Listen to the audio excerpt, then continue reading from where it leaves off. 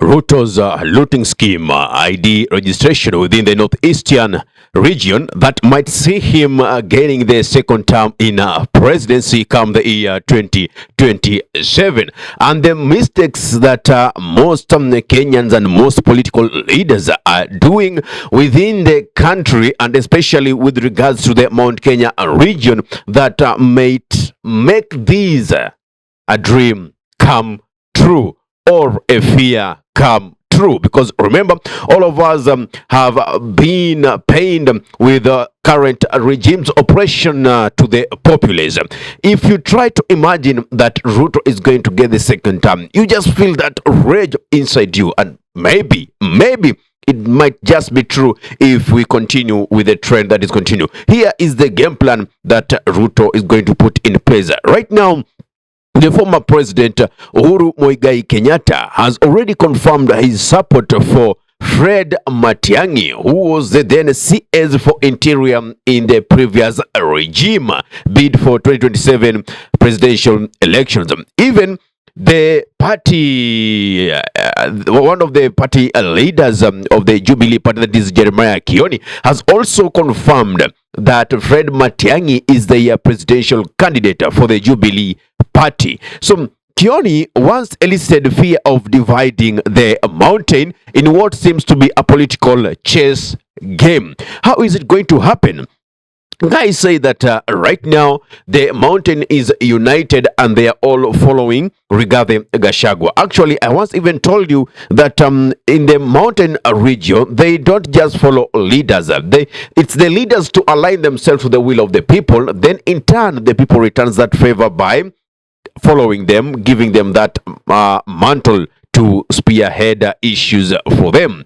But now, Ruto is so focused on dividing the mountain because he knows the mountain votes as a block, and they have so much votes, which is a force to reckon with.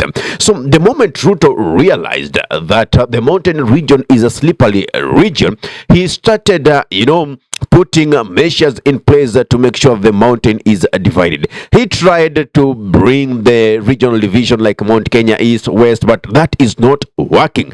Now, another game is coming here.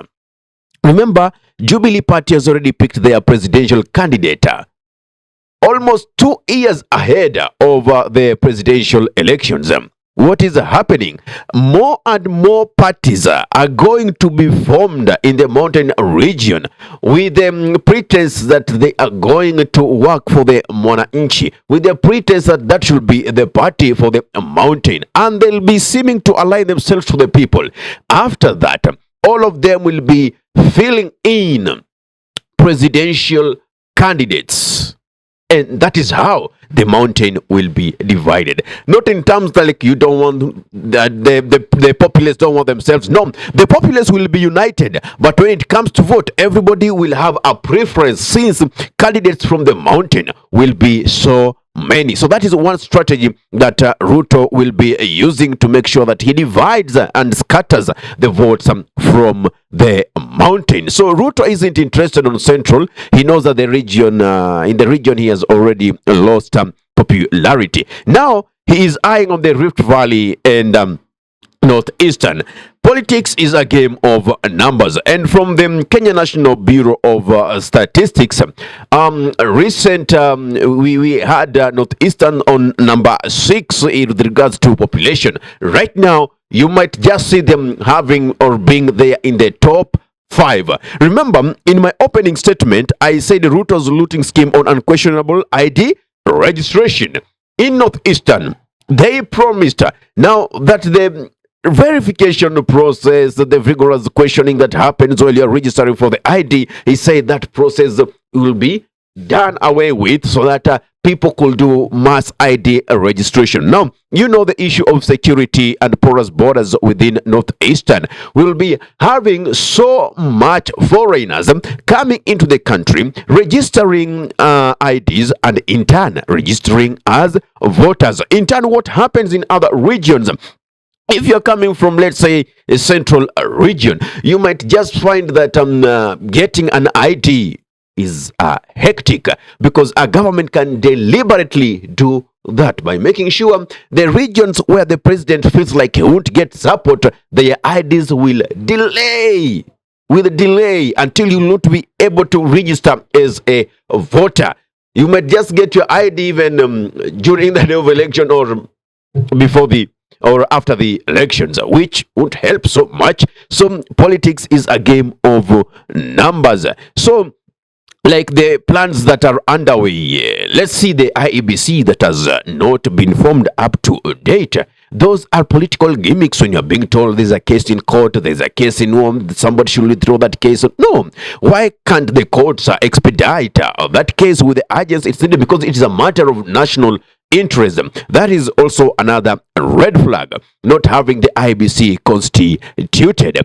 Now, plans are also underway to pass law not to force IBC to openly transmit election results with the excuse of causing anxiety and tension, which might lead to violence. That will be the excuse. Now, if you remember 2007, what happened with the election commission then, the Electoral Commission of Kenya, but then it was ECK, remember, whereby the election results were now not being transmitted live, and elections were stolen. It was a pure loot to an extent that Mwai Kibaki was announced at night, and that is one thing that takes me down to characters like Madam Karua. History will judge those people.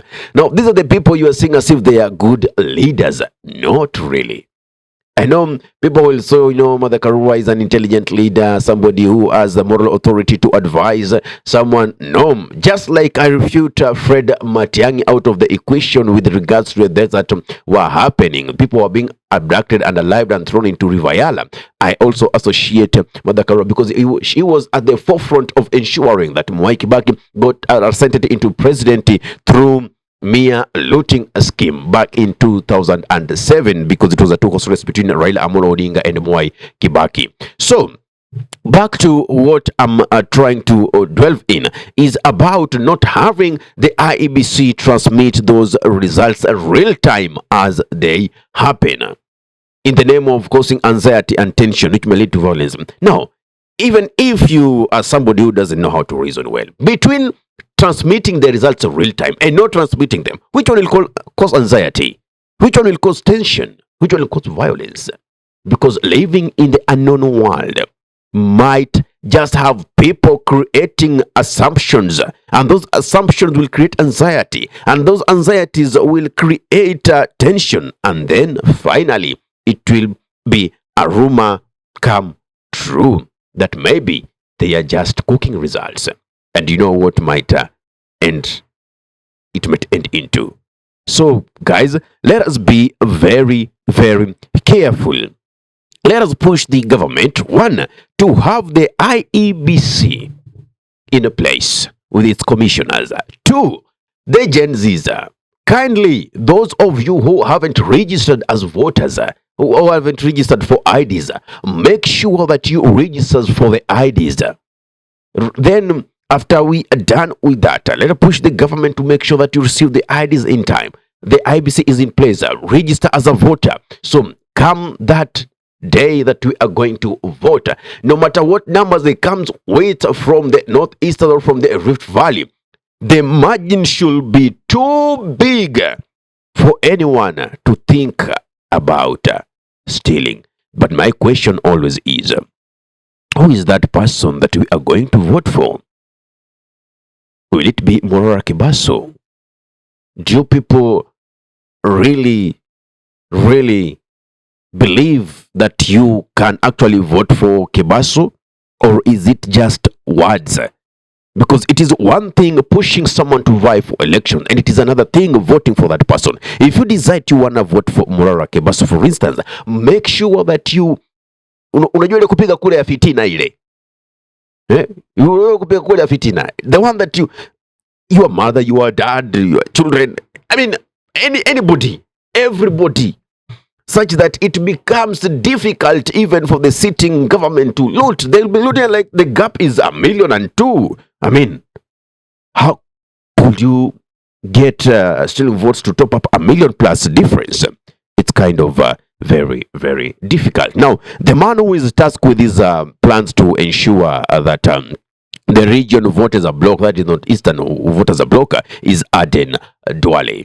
So let us be so vigilant of these games that are being played right now. We might see as a populace we are winning, but again, politics is a game of chess. Whatever William Ruto is planning and countering. And I liked one guy called Chege Majuiz, who advised Rigathi Gachagua, stop pulling your cards too early. Remember, out of the total people who are coming to see you at Wamunyoro, half of them are government agents taking back the discussions, taking back the strategies to William Samoei Ruto.